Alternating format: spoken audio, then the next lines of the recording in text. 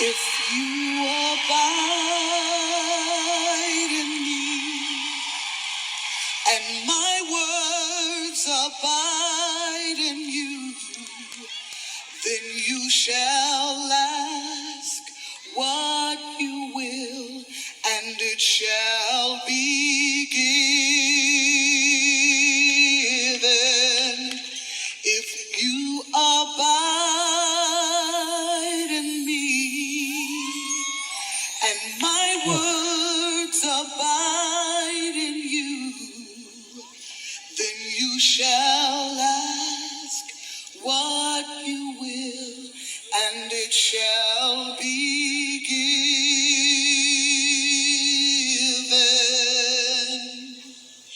to you.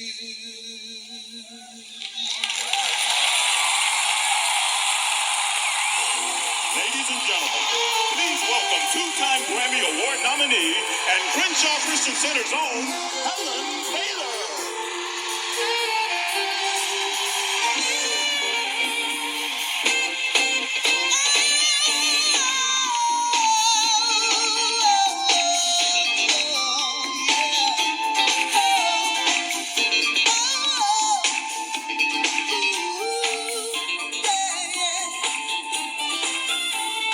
Giving up on things, carnal things, don't amount to nothing.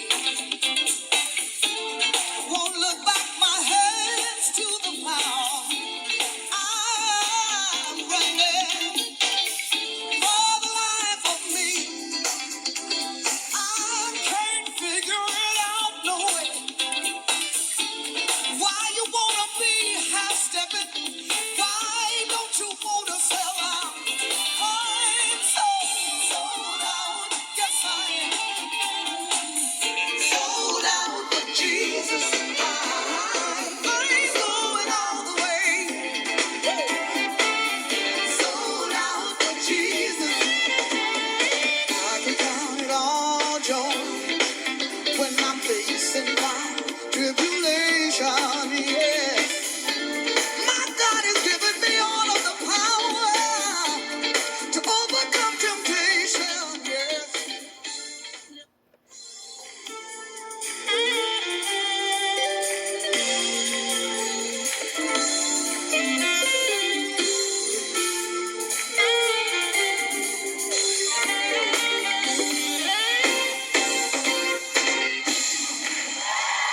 Oh, yes, you're listening to Helen Baylor.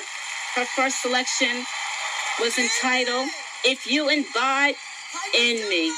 It's sold out, and I will continue to have it run as I read unto you Psalms 96 and Psalm 97. Oh, sing unto the Lord a new song. Sing unto the Lord all the earth. Sing unto the Lord, bless his name. Show forth his salvation from day to day. Declare his glory among the heathen, his wonders among all people. For the Lord is great and greatly to be praised. He is to be feared above all gods. For all the gods of the nations are idols, but the Lord made the heavens. Honor and majesty are before him. Strength and beauty are in his sanctuary. Give unto the Lord, O ye kindreds of the people. Give unto the Lord glory and strength. Give unto the Lord the glory due unto his name. Bring an offering and come into his courts. Oh, worship the Lord in the beauty of holiness. Fear before him all the earth. Say among the heathen that the Lord reigneth. The world also shall be established, that it shall not be moved. He shall judge the people righteously. Let the heavens rejoice, and let the earth be glad. Let the sea roar, and the fullness thereof. Let the field be joyful in all that is therein. Then shall all the trees of the wood rejoice before the Lord, for he cometh. For he cometh to judge the earth. He shall judge the world with righteousness, and the people with his truth. The Lord reigneth, let the earth rejoice. Let the multitude of isles be glad thereof. Clouds and darkness are round about him. Righteousness and judgment are the habitation of his throne. A fire goeth before him and burneth up his enemies round about. His lightnings enlightened the world. The earth saw and trembled. The hills melted like wax at the presence of the Lord, at the presence of the Lord of the whole earth. The heavens declare his righteousness, and all the people see his glory. Confounded be all they that serve graven images, that boast themselves of idols. Worship him, all ye gods. Zion heard and was glad, and the daughters of Judah rejoiced because of thy judgments, O Lord. But thou, Lord, art high above all the earth. Thou art exalted far above all gods. Ye that love the Lord hate evil. He preserveth the souls of his saints. He delivereth them out of the hand of the wicked. Light is sown for the righteous, and gladness for the upright in heart. Rejoice in the Lord, ye righteous, and give thanks at the remembrance of his holiness. This is Pastor GM Prophet. This month, documenting the American South celebrates Black History Month and recognized the recent inauguration of America's first African-American president, Barack Hussein Obama, by highlighting documents from its collections that illustrate the long and complex history of African Americans in the White House. This history shows that despite the hardships of both slavery and segregation, African Americans have long been a part of the White House, both in its day-to-day operations and in exerting influence on presidential decision-making. Before emancipation, the African Americans who labored at the White House were more often enslaved. Paul Jennings, the son of an English trader, and an enslaved African American woman living on James Madison's Montpelier, Virginia estate, served as Madison's body servant and lived in the White House throughout his presidency of 1809 through 1817. After Madison's death, Jennings worked and bought his own freedom and then had a career as a bookbinder in the Department of the Interior. In 1865, an unknown author with the initials J.B.R. published A Colored Man's Reminiscences of James Madison, a 19-page text detailing Jennings's recollections of the former president. A major focus of the reminiscences is the World War of 1812, during which British troops took control of both Washington, D.C. and the White House. Jennings recalled that the approach of the British necessitated a hurried evacuation of the White House, during which another enslaved servant had to drive away with a feather bed lashed on behind the coachee, which was all the furniture saved, except part of the silver and the portrait of Washington. The reminiscences also give some insight into African American life in D.C. at the time, in particular, the involvement of African American soldiers in the defense of the city. Although the famed African American writer, newspaper editor, and abolitionist Frederick Douglass, 1818 to 1895, had initially opposed Abraham Lincoln's candidacy in favor of a more outspoken abolitionist candidate.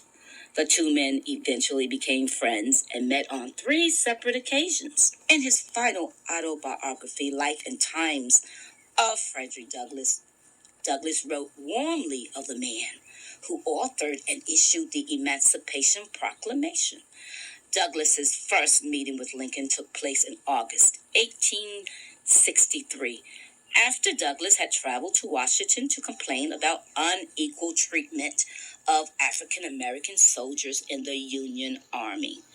Expecting to have to wait a long time for his audience with the president, Douglas was surprised to hear his name called quickly.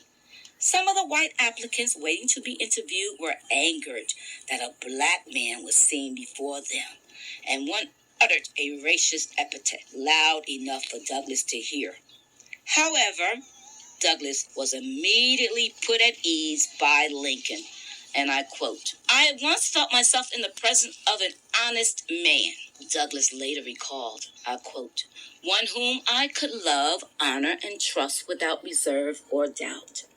During their second meeting, almost exactly 1 year later, Lincoln's secretary interrupted them twice to inform Lincoln that William Buckingham, the governor of Connecticut and a close friend of Lincoln's, was waiting to see him. Lincoln earned Douglas's lasting respect by his response, and I quote, "Tell Governor Buckingham to wait, for I want to have a long talk with my friend Frederick Douglass." Douglas later attended Lincoln's second inaugural address on March 4th, 1865, and after the ceremony, he proceeded to the White House to congratulate the president. However, Douglas was stopped at the door by two policemen who attempted to escort him off the premises. When Lincoln was informed that he had been turned away, Douglas was immediately admitted, and Lincoln asked for his thoughts on the address, stating, "There is no man in the country whose opinion I value more than yours." Douglas was not the last African American whose presence at the White House sparked controversy.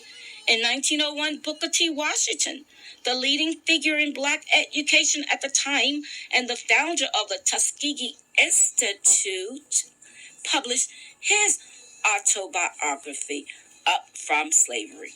The book found a wide audience among both blacks and whites, and after its publication, Washington was invited to dine at the White House by the then President Theodore Roosevelt.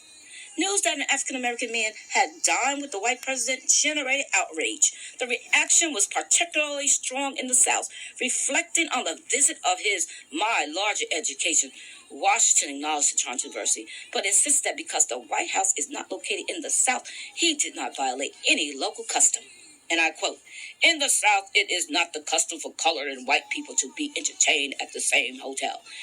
It is not the custom for black and white children to attend the same school. In most parts of the North, a different custom prevails. Thus, in dining with President Roosevelt, there was no deposition on my part, and I am sure there was no deposition on Mr. Roosevelt's part to attack any custom of the South." While Washington famously argued for the social separation of the races throughout his career, his dinner at the White House and his recollection of it in my larger education make it clear that he also saw interracial partnerships in business and politics as an ideal way to improve society. And this is found on south.unc.ed. Amen. For this is the day that the Lord has made. I shall rejoice and be glad in it.